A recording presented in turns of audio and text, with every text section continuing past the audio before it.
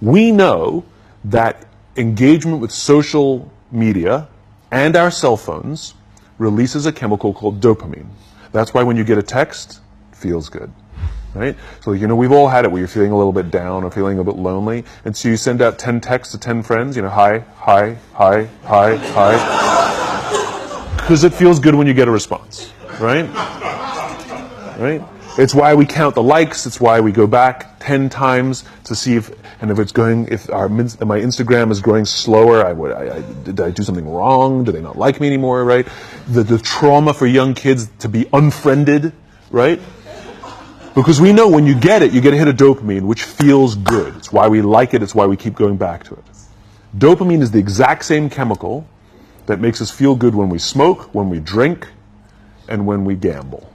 In other words, it's highly, highly addictive, right?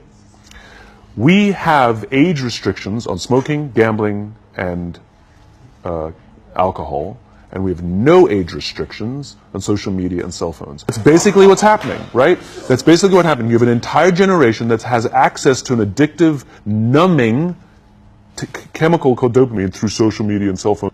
What's happening is because we're allowing unfettered access to these dopamine-producing devices and media, basically it's becoming hardwired, and what we're seeing is as they grow older, too many kids don't know how to form deep, meaningful relationships.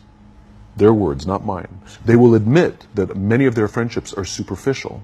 They will admit that their friends, that they don't count on their friends, they don't rely on their friends, they have fun with their friends, but they also know that their friends will cancel on them if something better comes along. Deep, meaningful relationships are not there because they never practice the skill set, and worse, they don't have the coping mechanisms to deal with stress. So when significant stress starts to show up in their lives, they're not turning to a person, they're turning to a device, they're turning to social media, they're turning to these things which offer temporary relief. We know, the science is clear, we know that people who spend more time on Facebook suffer higher rates of depression than people who spend less time on Facebook, right?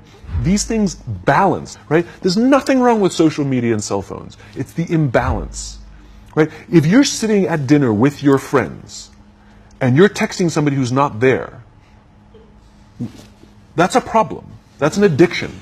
If you're sitting in a meeting with people you're supposed to be listening to and speaking, and you put your phone on the table, face up or face down, I don't care, that sends a subconscious message to the room that you're just not that important to me right now, right? That's what happens. And the fact that you cannot put it away is because you are addicted. And like all addiction, in time, it'll destroy relationships, it'll cost time, and it'll cost money, and it'll make your life worse, right? And so it's like an alcoholic. The reason you take the alcohol out of the house is because we cannot trust our willpower. We're just not strong enough. But when you remove the temptation, it actually makes it a lot easier. But if you don't have the phone, you just kind of enjoy the world. There should be no cell phones in conference rooms. None. Zero. And I don't mean the kind of like sitting outside waiting to text. I mean like when you're sitting and waiting for a meeting to start, this is what we all do. We all sit here and wait for the meeting to start. Meeting starting? Okay. And we start the meeting. No, that's not how relationships are formed. Remember we talked about it's the little things? Relationships are formed this way. We're waiting for a meeting to start and we go, how's your dad? I heard he was in the hospital. Oh, he's really good. Thanks for asking. He's actually at home now. Oh, I'm really glad. It was really amazing. I know, it was really scary for a while. That's how you form relationships. And so what this young generation needs to learn is patience. That some things that really, really matter, like love, or job fulfillment, joy, love of life, self-confidence, a skill set, any of these things, all of these things take time. Sometimes you can expedite pieces of it, but the overall journey is arduous and long and difficult.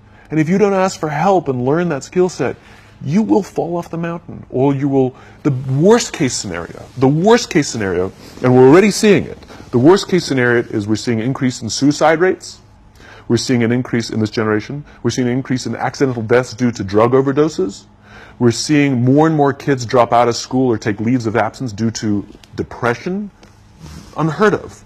This is really bad. The best case scenario, Those are all bad cases, right? The best case scenario is you'll have an entire population growing up and going through life and just never really finding joy. They'll never really find deep fulfillment in work or in life. They'll just waft through life and it'll be just, it's fine. We now have a responsibility to make up the shortfall and to help this amazing, idealistic, fantastic generation build their confidence, learn patience, learn the social skills, find a better balance between life and technology. Because, quite frankly, it's the right thing to do.